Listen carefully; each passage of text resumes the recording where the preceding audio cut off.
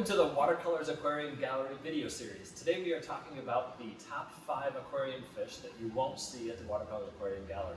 Actually, that kind of evolved into a different topic a little bit. It turned into top 5 reasons you won't see certain fish at the gallery. Yeah, we just did a podcast episode on this where we all brought to the table our top 5 fish that we wouldn't want you to see here. So definitely check that out. I'll put a link in the description for that. But today we're going to go through our reasons. All right, what you got for the first reason? Our first reason is going to be that it is misrepresented. So these are the fish that if you go to a store, it looks like they should be able to go in your tank, but they can't. Or the fish that might not come in the way that it seems like they're going to. Kissing gouramis are purchased because, oh, look at that cute kissing behavior, Yeah. right? That is not kissing behavior. That is a male territorial dispute. They are working out who is going to be the toughest one in the tank. Once they work that out, they stop that kissing behavior, and then they turn into a 15-inch brown fish. Fun. So there are tanks that can handle a fish like that, but really probably not for the reasons you wanted them. Yeah, the common pleco is the big one to me. It's 2 inches long when you get it. In the store, it looks just like a bristlenose pleco. Unless there's somebody there to tell you it's going to get 2 feet long, you might never know until it does. So that one is one that you won't see here because there are better options available. And they're not even like a gray algae eater once they get big. No. They turn into more of a wood eater. Wood and scavenging and just sitting around doing nothing and being lazy. Yeah, exactly. All right, reason number 2. Number 2 is feeder fish. So I'll pass that on to Charles since he's our expert in that right now. Feeder fish really aren't something you should be working with. They're big vectors for diseases and other fun things that you, no matter how you're getting your fish, you don't want that in your tank. But if you're using them as food, I would argue they're negative nutrition. We're talking specifically feeder goldfish right now. There's really no reason to do feeder fish ever anyway. Most fish will take prepared foods just fine and they're healthier options. But goldfish have that particular nutritional issue that Charles is talking about. Yeah, they have the enzyme in their meat called thyminase, which breaks down thiamine, which is vitamin B1.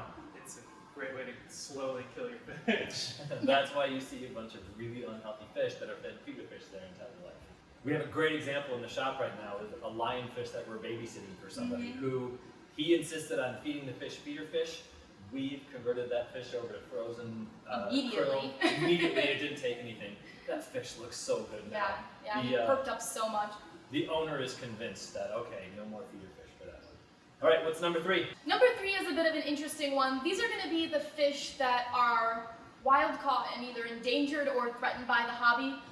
It's a really rare thing. The only example I know of currently is the Denison barb. We go into that in a lot more detail on the podcast, but knowing which fish that are available in the hobby that are threatened or endangered is important. You got to know where your fish come from. You got to know if it's something that is threatened, it's going to be captive bred. So, the white clouds, the Somphonxyrum rasporas, the red-tailed shark, most of those are actually being kept alive by the hobby, but are functionally almost extinct in the wild. That's an important distinction to make, though, because the red-tailed shark is not threatened because of the aquarium hobby. Right. It's threatened because of habitat loss. It still exists only because of the aquarium hobby. So that endangered status doesn't mean you shouldn't keep a fish. Right. That endangered status would have help you make a decision on whether or not to keep a wild-caught version of that fish. Yeah, and for most of those, there are only captive bred variants available right now anyway. Yep. It's really a question of knowing where you're getting your fish from. Yes, exactly. And why. Exactly. Yep. Yep. I like it. All right, what's next? That's the fish that can't live easily in aquariums. And there are 2 ways to put that. The first are the fish that their lifestyle just does not work in an aquarium. And Charles actually brought up the example of the arowana when we were talking about it before, which there was a little bit of debate about. I think we all feel a little differently about it, but those big active fish.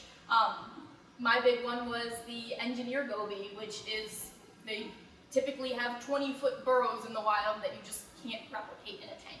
The second point we were thinking of was also fish that are being bred with basically disabilities. Yeah. For me, the biggest example is I don't really like long fin clownfish. Clownfish are already terrible swimmers, and then you made it worse. There's definitely some room for debate on this topic. Yeah. And this is, I think we'll hopefully we will raise some questions and maybe even get some people a little riled up with Sure. the discussion here. Because even in our own aquariums here, what's to say a long-fin clownfish is worse or different than a big, huge, fat ranchu goldfish? Yeah. Those suckers can't swim to save their life. Yeah, and the black ones can't even see, so. Right. So there's some debate there.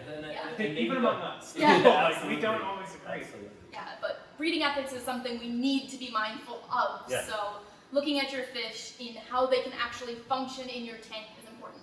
Yep, good call, good call. And the last one, this is the big one. Yeah. Pun intended. Funny, real funny.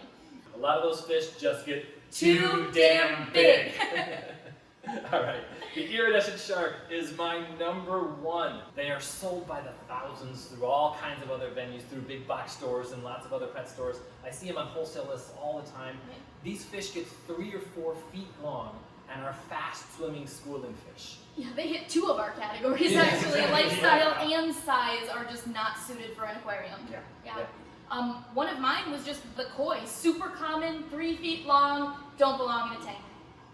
Put them in a pond, not in a tank. Yes. I mean, you could argue that with a red-tailed catfish, but good luck around here. Yeah, that's actually a tropical fish. Yeah. Yeah, and those get huge too, and giant, chunky fish that can eat everything. And even a gopher cat, I think, would be a much better alternative to a red-tailed That's catfish. very Yeah. cool. Very cool. Yeah, and the iridescent shark too. We've got that good alternative, Yeah. which is I think it's called the mini shark cat. That's a fish that we're trying to get our hands on again. They're really cool. Super cool, all 4 or 5 inches long and look like a shark. Yeah. Kind of like the iridescent shark. And of course, you gotta mention the pacu. Pacus are available all over. The trash can fish is what he calls them. Not because they're a garbage fish, but because they get as big as a trash can lid. Come Right. on, be nice to the fish. Yeah, but there's such a better alternative for that too. Right. Silver dollars. Silver dollars. Yes. Well, there we go. There you have our list. Let us know what you think. Let us know what your list is. What are some other reasons we know of to not keep a certain fish in the hobby? Feel free to argue with us. Yes. Do you disagree? Yeah, we love the debate. So. Yes. Keep it respectable, please. We always try to do the same. Yeah. But in the meantime, let's keep having a lot of fun and keep those hands wet. Thanks for watching.